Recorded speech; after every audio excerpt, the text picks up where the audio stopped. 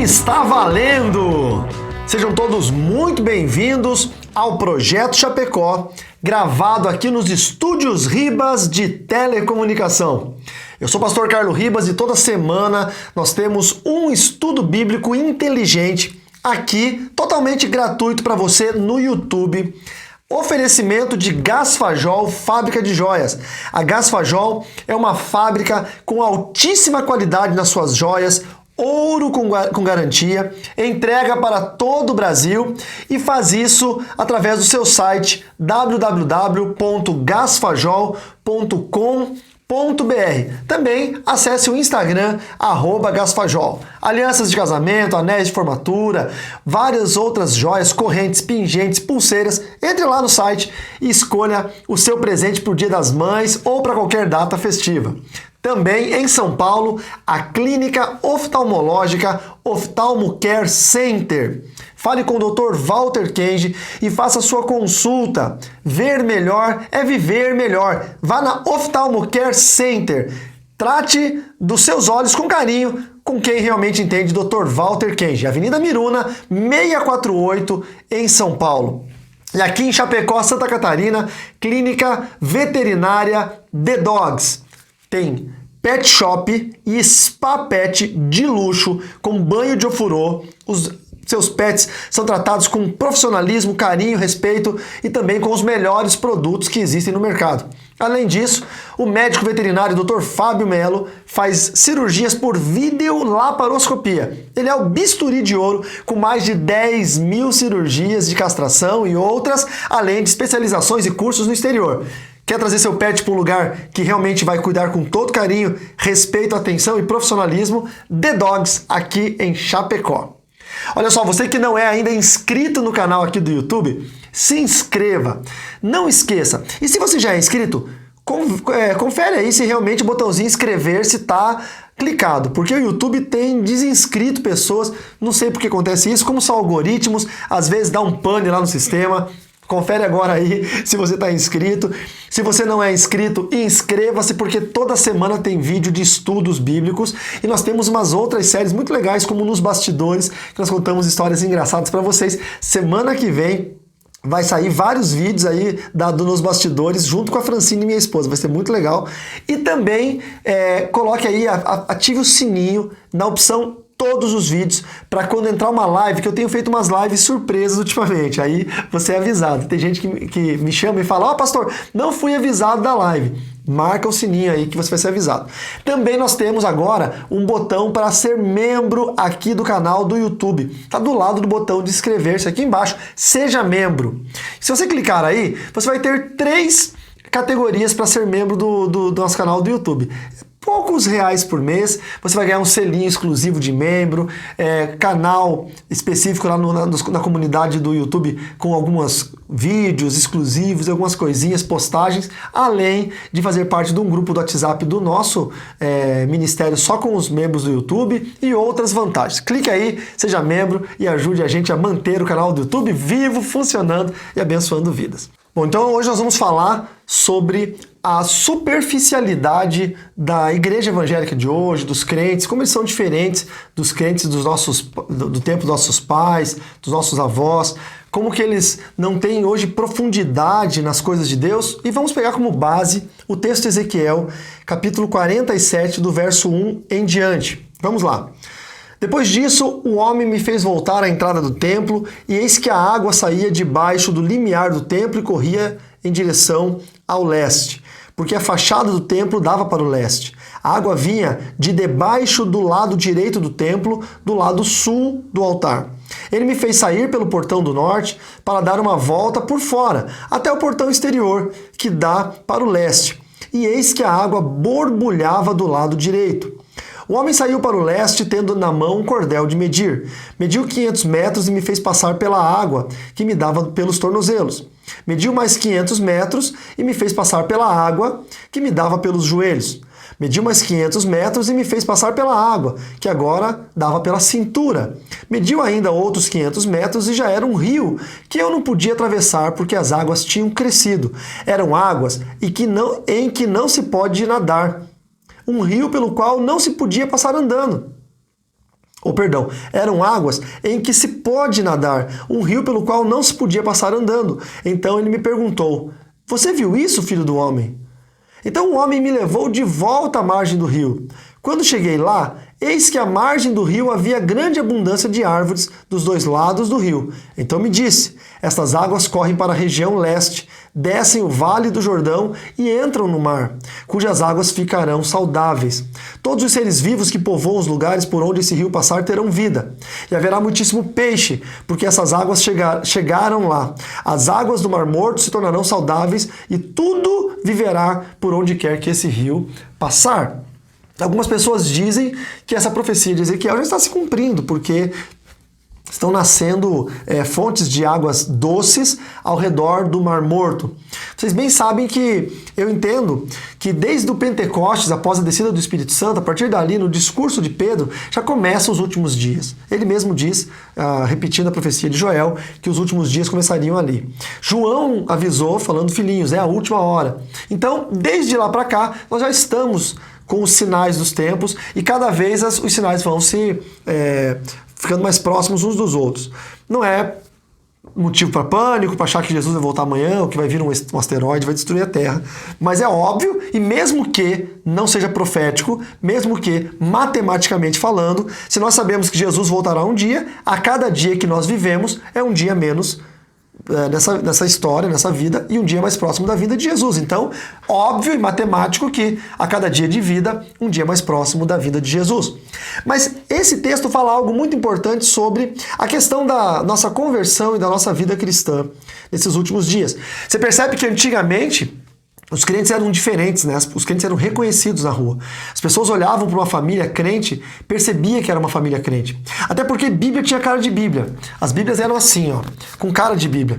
Hoje em dia as Bíblias são coloridas, disfarçadas, parecem agendas. As Bíblias não tem mais aquela cara de Bíblia. Elas estão também camufladas no meio de uma geração de crentes camuflados.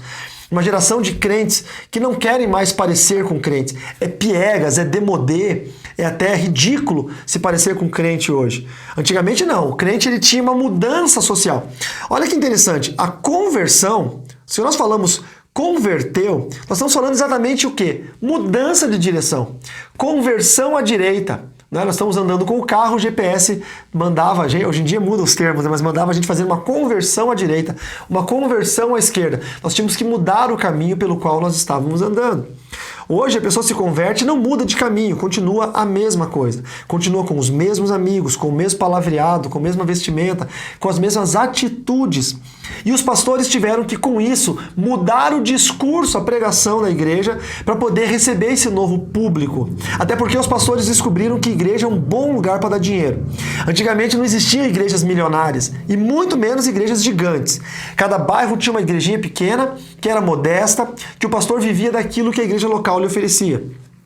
Eu me lembro quando eu me converti, há 20 e tantos anos atrás, que vinha um missionário na igreja e os irmãos traziam mandioca, galinha, ovos, trigo. E o missionário voltava para casa feliz da vida com uma compra do mês, com o abastecimento do mês que era necessário para a vida dele. Quando ele precisava de uma roupa, a igreja provia, um médico, a igreja provia. E era assim, porque ele tinha se auto-negado para servir a obra de Deus.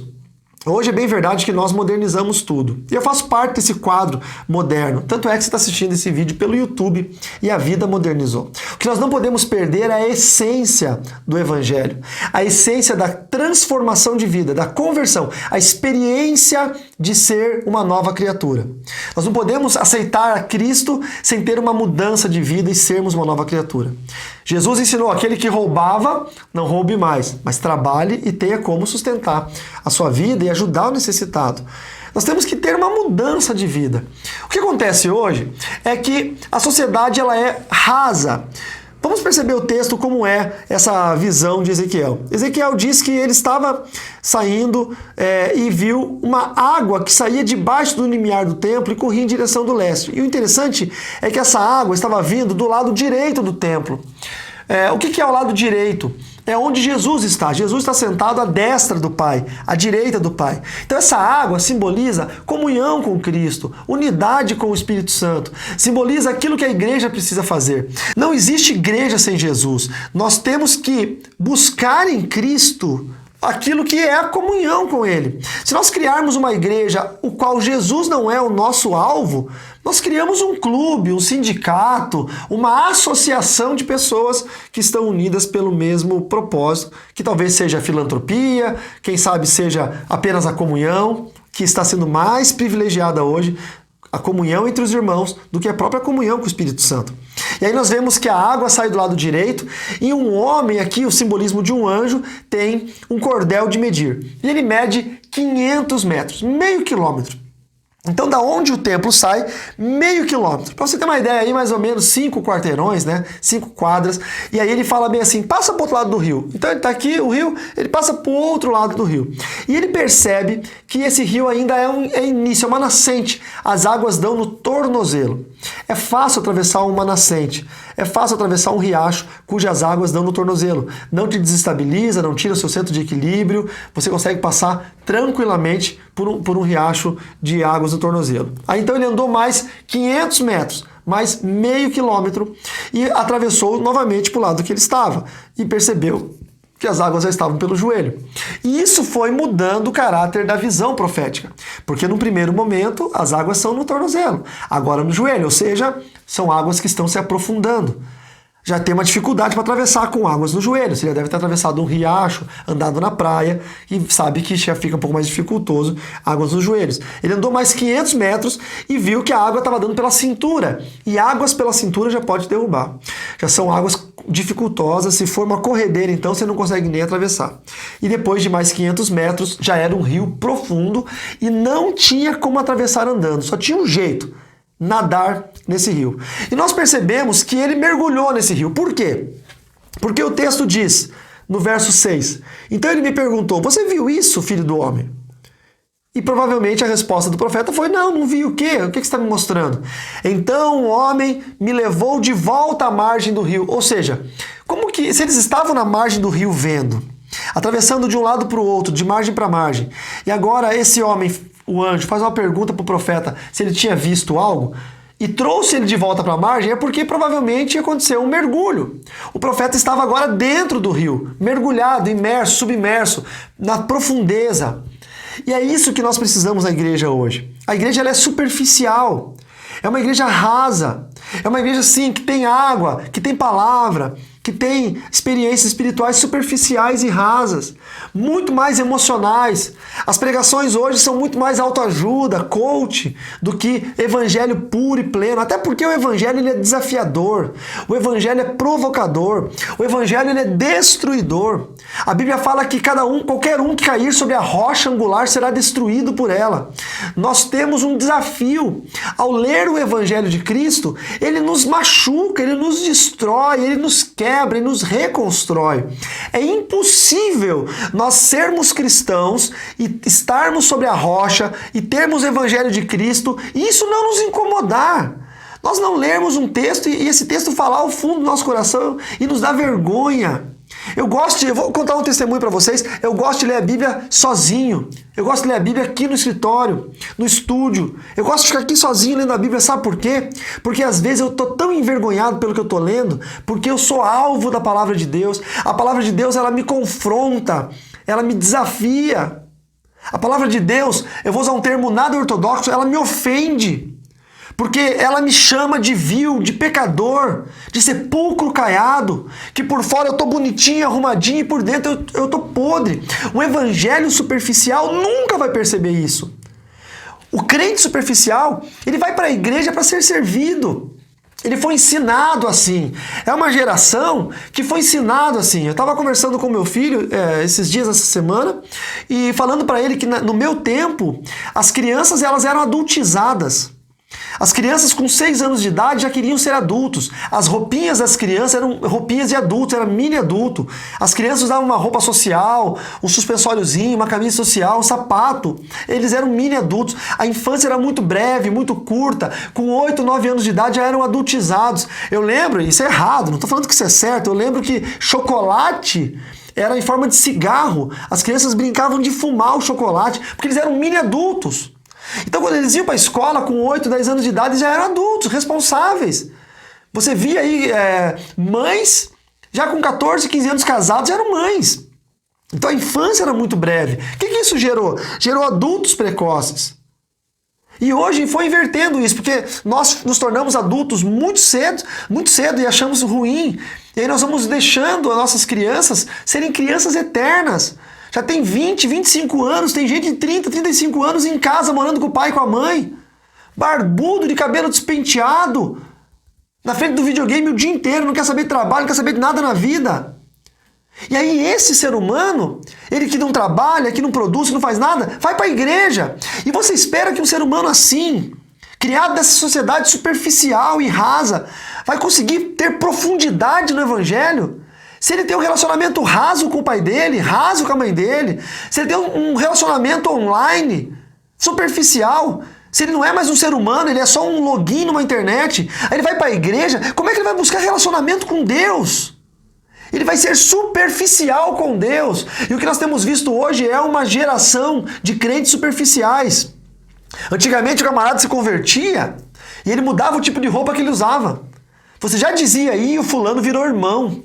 Fulano virou crente, porque agora ele está usando uma camisa social, porque agora está usando um terno, porque agora ele botou um sapato, agora ele fala a paz do Senhor, agora ele anda com a Bíblia na mão. O fulano vai no domingo no culto. Então, o que aconteceu? Antigamente havia uma mudança. Ele era ressocializado, ou seja, ele saía do nicho, do seio de uma sociedade pecadora e passava a viver numa sociedade cristã que buscava santidade. Hoje não, hoje ele se converte, vai para a igreja e ele não sai da sociedade que ele vivia. Ele continua com exatas mesmas atitudes, mesmas amizades, mesmo palavreado, mesmo linguajar. Eu tenho vergonha de ver jovens hoje cristãos falando palavrão. Falando palavras que são comuns na boca dos ímpios. Porque são cristãos. Eu tenho vergonha disso, me envergonha e me enoja. Que não mudam palavreado. A própria Bíblia nos ensina para que não saia nenhuma palavra torpe, mas apenas aquilo que edifica. Mas não conhecem. Jovens que não sabem quem é Jesus, jovens que não sabem quem é o Espírito Santo, jovens que têm uma experiência emotiva, sentimentaloide, chega a beirar loucura, esquizofrenia dentro da igreja, mas que de nada adianta porque não é real, é só emocional. Não aqui em aspecto ou ritmo de crítica sobre nenhum ministério ou sobre nenhuma vertente ideológica, mas antigamente o louvor era diferente. Eu me lembro quando eu ia para a igreja, bancos de madeira, não tinha ministério de louvor, não tinha banda, tinha um piano no altar, a irmã Clarice tocando piano, e era só um louvor, e todos os louvores eram cristocêntricos, todos os louvores só falavam de Cristo. A mensagem ela não era para auxiliar emocionalmente ninguém. A mensagem era doa quem doer. Era o evangelho puro, pleno. Então era isso. Nós nos compungíamos. Nós nos sentíamos pecadores com a mensagem, voltávamos para casa e passávamos uma semana inteira digerindo aquilo. Hoje em dia não. Hoje em dia o louvor é para nos agradar. Hoje em dia a mensagem é para nos acariciar. E ai do pastor se ele pregar alguma coisa que eu não gostei. Muita gente saindo de igreja e indo para a igreja. É um fluxo de pessoas. Quantas pessoas da sua igreja são convertidos de verdade? Ganhos do mundo para Cristo? E quantas vieram de outro ministério? Pensa comigo. Hoje em dia tem um fluxo, um êxodo de pessoas. Por quê? Porque são crentes rasos, superficiais, que não suportaram a palavra da outra igreja. Não foi bom para mim, eu vou procurar outro ministério. Eu vou procurar um ministério que me agrade. Eu vou procurar um ministério que se enquadre em mim. Essas são as águas no tornozelo. Gente que está passando de um lado para o outro do rio de Deus, só molhando a sola do pé, só molhando o tornozelo. Não tem profundidade, não tem comprometimento, não é guiado por essa água. Domina a água, pisa na água, chuta a água para onde quiser. A presença, a palavra, a comunhão com Deus. O que nós precisamos hoje, queridos, é de um evangelho profundo. É de uma igreja profunda. Aquela que se determina a andar em direção à profundidade da experiência com Deus. Aonde as águas passam dos joelhos, passam da cintura. Aonde você chega num momento em que você precisa mergulhar. E que quando você mergulha, você é buscado por Deus na profundidade da intimidade dele. E quando você sai, você começa a perceber mudanças nas margens. O que antes era um deserto, agora é um pomar com abundância de árvores dos dois lados do rio. Aquilo que era sequidão, pobreza, miséria ao seu redor, quando você tem intimidade com Deus, passa a se tornar prosperidade e riqueza na presença do Senhor. Você não vai precisar buscar isso de forma alguma que não seja diretamente em Deus. E aí então essa água começa a trazer vida. Você sabe qual que é o resultado de uma igreja superficial? Qual que é o resultado de uma igreja rasa? Não tem conversão. A mulher está 10 anos na igreja e o marido está no mundo ainda. Ela é superficial. Ela nunca vai ver árvores frutíferas do lado e ela nunca vai ver as águas do Mar Morto se tornarem vivas. Ela nunca vai ver a abundância de peixes. Porque em água rasa, superficial, não tem abundância de peixes. Sabe o que é isso? É falta de profundidade espiritual. A palavra de Deus diz no livro de João que nós devemos entrar pela porta estreita. Porque a porta larga é a porta do pecado. A porta estreita é a porta da salvação. O que essa metáfora quer dizer? Que se eu estiver carregando uma mudança, imagina aqueles andarilhos que você já viu na estrada, com mochila, com sacos, com cobertor, com várias coisas, colchonete, andando. Aquilo ali é a carga do mundo, da história passada, do pecado dele. Aí de repente Deus o convida para a salvação, e o convite da graça da salvação é uma porta estreita. E quando ele vai passar, ele não consegue entrar, porque ele está preso com aquelas mudanças dele, aquela mobília, a bagagem, as tralhas dele do passado, do pecado, sujas, imundas. Ele não consegue passar. Então o Senhor faz o convite da graça. O Senhor diz: abandona o teu passado. Vem só você. Joga para fora tudo isso. Eu vou te dar coisas novas aqui dentro. Então a pessoa vai, larga o colchonete que ele dormiu no chão, cobertor velho, larga todas as coisas e ele avança pela porta estreita. E ele consegue passar. Ele passou pela porta estreita, a porta da salvação. Só que agora tem uma situação. Ele vai ter que seguir a vida dele andando no caminho apertado. Porque apertado é o caminho que leva à salvação e largo é o caminho que leva à perdição. Muitos passaram pela porta estreita. Ouviram uma mensagem, foram num retiro, num evento, foram tocados pelo Espírito Santo e largaram a mudança, a mobília, a vestimenta do passado e entraram pela porta estreita e entraram em direção à salvação. Mas as coisas mudaram. Foram convencidos novamente pelo pecado a serem pecadores. Foram convencidos a viverem um processo sentimental dentro da igreja que não os aproxima de Cristo. Os aproxima de sensações superficiais. E passaram mesmo assim, após ter entrado pela porta apertada, passaram a andar no caminho largo. Antigamente, lembra? Irmã Clarice, piano, louvor que só era cristocêntrico. Hoje em dia você vai ver os louvores, eles são horríveis. Eu fico pensando, eu vou nas igrejas e vejo os jovens caídos no chão, se balançando de um lado para o outro como se estivessem em transe, falando palavras de amor ou palavras inteligíveis e mexendo os braços aleatoriamente, dizendo aba, aba, aba, eu te amo, e chorando. E durante a semana? Durante a semana ele não arruma o quarto dele, não respeita o pai e a mãe, não trabalha, ou seja, é um ser improdutivo. Outros não dão bom testemunho, chora, entra numa síncope emotiva, sentimentaloide, pseudo-espiritual. É um povo sem profundidade. E outros? Que na igreja só oram em línguas e profetizam e têm visões de tudo, mas a semana inteira não pegaram na Bíblia nem uma vez para ler, não jejuaram, não lembra nem quando foi a última vez que jejuou, não oram mais, tratam a mulher, tratam o marido como um lixo ou como um escravo, tratam os filhos como estranhos, mas na igreja não. De onde vem essa unção? De onde vem essas línguas? De onde vem essa profecia? Se não tem profundidade em relacionamento com Deus, se é superficial, se a água está só no tornozelo. Você pode me enganar, você até consegue, eu sou bem bobo para isso. Você pode até enganar o seu pastor, ou se você é o pastor, você pode até enganar suas ovelhas. Mas você não vai enganar aquele que é o autor da vida, é aquele de quem a água está saindo do lado direito do templo. Aquele cuja água está borbulhando. E a palavra de Deus diz, e as águas borbulhavam do lado direito do altar. Aquele cujos olhos são como chamas de fogo, e da boca sai uma espada afiada de 2 gumes, que é a palavra. Aquele cujo João viu como um homem, como se fosse o sol do meio-dia brilhando no seu rosto, esse você não engana. Você pode até me enganar, porque eu acredito muito na honestidade e na sinceridade do povo. Você pode até enganar alguém, mas se você é superficial, não finja que você é profundo, porque a Deus você não engana. Nós vivemos dias de uma igreja superficial. Qual é o passo para resolver isso? Acreditar que Deus pode nos levar para águas mais profundas. Mas para que isso aconteça, eu preciso confessar que eu tenho sido superficial. Que eu tenho buscado pouco, eu tenho orado pouco, eu tenho jejuado pouco, eu tenho me esforçado pouco em estar na presença de Deus. E quando eu vou para a igreja, eu tenho fingido intimidade, fingido espiritualidade, fingido dons. É difícil, essa parte ruim. Ninguém quer aceitar, ninguém quer se expor.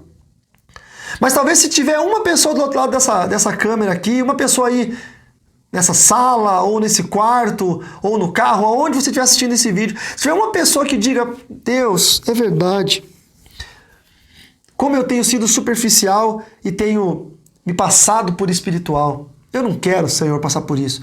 Eu quero ser o espiritual na medida em que o Senhor precisa.